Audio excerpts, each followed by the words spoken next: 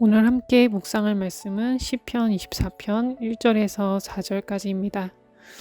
오늘 시편에는 누가 하나님의 얼굴을 구하는 자들인가를 말해주고 있습니다. 먼저 하나님의 얼굴을 구한다는 것은 무슨 말일까요? 이것은 하나님을 닮기를 원한다는 것입니다. 사람의 인격은 얼굴에 드러난다는 말이 있습니다.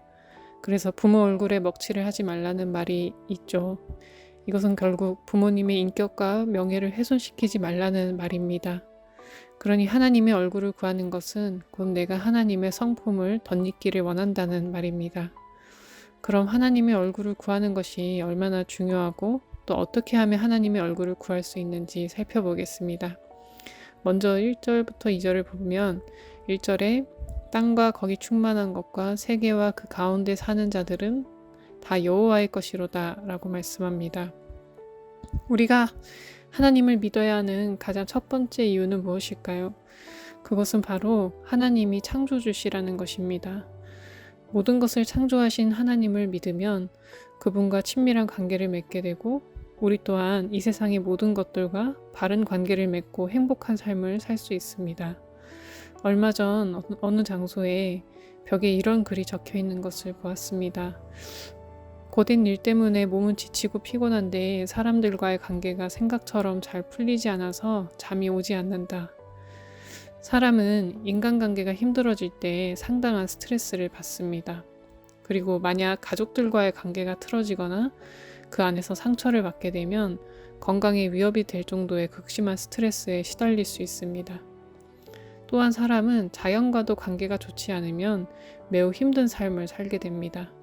지금도 우리 인간이 자연을 배려하지 않고 우리 편한 대로만 살다 보니 결국 자연도 우리를 무지막지하게 대하고 있습니다. 우리나라는 아직까지 그 정도는 아니지만 유럽 같은 곳은 여름이 되면 40도가 훨씬 넘는 날씨가 되어서 사람이 밖에 돌아다닐 수가 없을 지경이라고 합니다. 이와 같이 사람이 이 땅에 사는 동안 사람과 자연 세계와 바른 관계를 맺으려면 이 세상의 모든 살아있는 것들을 창조하신 하나님을 만나고 그분을 닮아가야 합니다. 2절을 보면 여호와께서 그 터를 바다 위에 세우시며 강들 위에 건설하셨도다 라고 말씀합니다. 여러분 혹시 민물이 바다로 흘러 들어가는 것을 보신 적이 있으신가요?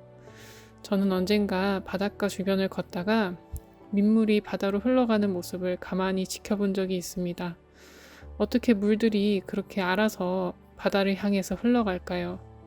그것은 바로 하나님께서 물이 흘러갈 수 있도록 지형을 조성하신 것입니다. 어떤 곳은 높게 어떤 곳은 낮게 하여서 물이 흘러가고 물이 지나가는 자리마다 생명들이 살아갈 수 있게 하신 것입니다. 물이 서로 연결될 수 있도록 땅을 조성하신 것을 보면 하나님의 지혜에 감탄할 수밖에 없는데요. 우리는 자연 세계를 통해서도 얼마든지 창조주 하나님의 놀라운 손길을 깨달을 수 있습니다. 여러분 혹시 인공심장 직접 보신 적이 있으신가요? 인공심장을 보면 정말 정교하고 잘 만들었죠. 하지만 아무리 뛰어난 인공심장이라 해도 하나님이 만드신 원래의 심장과 비교할 수 없습니다.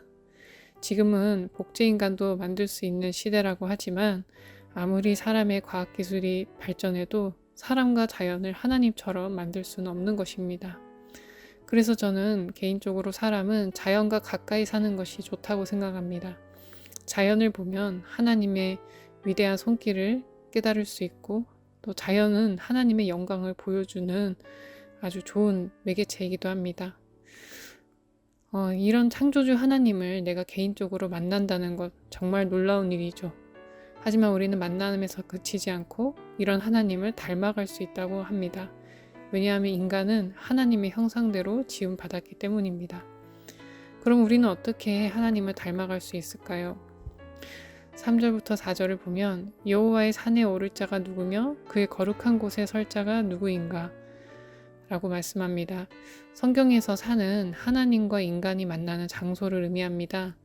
모세가 하나님을 산에서 만났고 예수님도 산에서 하나님께 기도하셨습니다. 그렇다면 누가 하나님이 계신 산에 올라갈 수 있을까요? 4절을 보면 곧 손이 깨끗하며 마음이 청결하며 뜻을 허탄한 데 두지 아니하며 거짓 맹세하지 아니하는 자로다 라고 말씀합니다. 맞습니다. 우리는 하나님께서 자기 아들 예수님을 보내실 만큼 우리를 사랑한다는 것을 믿지만 동시에 우리 하나님은 정의롭고 공의롭고 마음이 청결한 자를 사랑하시는 분임도 기억해야 합니다. 우리 모든 사람은 아무리 깨끗하고 의롭게 살아도 거룩하신 하나님 앞에 서서 나는 의로운 사람입니다 라고 자신있게 말할 수 있는 사람은 아마 한 명도 없을 것입니다. 그래서 우리 모든 사람은 예수님이 필요합니다. 그분을 믿고 그분이 주시는 의를 받아야 우리 모두는 하나님 앞에 서서 의로운 자로 인정받을 수 있습니다.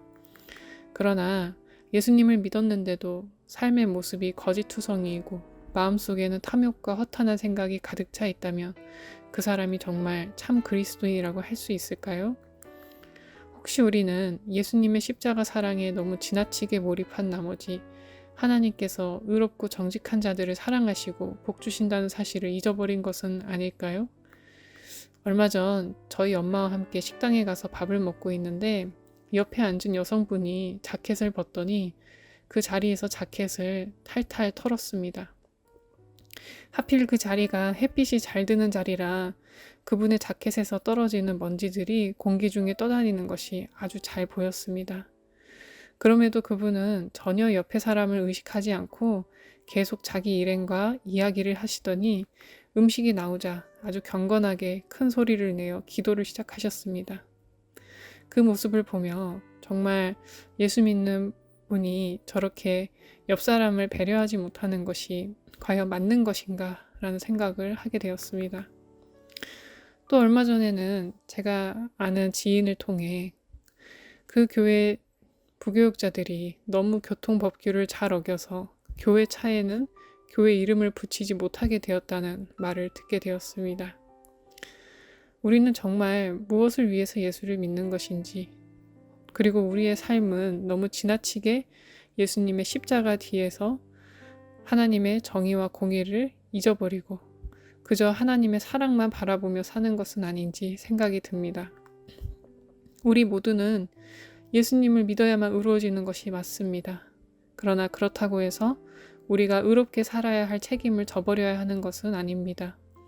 내가 값없이 믿음으로 의롭다 하심을 받았으면 오히려 더 의롭고 정직하게 깨끗하게 남에게 피해를 주지 않고 사는 것이 더 맞는 것이 아닐까요? 빌립은 예수님께 아버지를 보여달라고 요청했습니다. 하나님을 보여달라는 것이죠. 그러나 예수님은 이렇게 대답하십니다.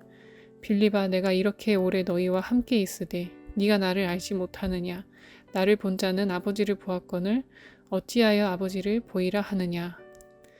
그렇습니다. 하나님을 보는 방법은 바로 예수님을 보는 것입니다.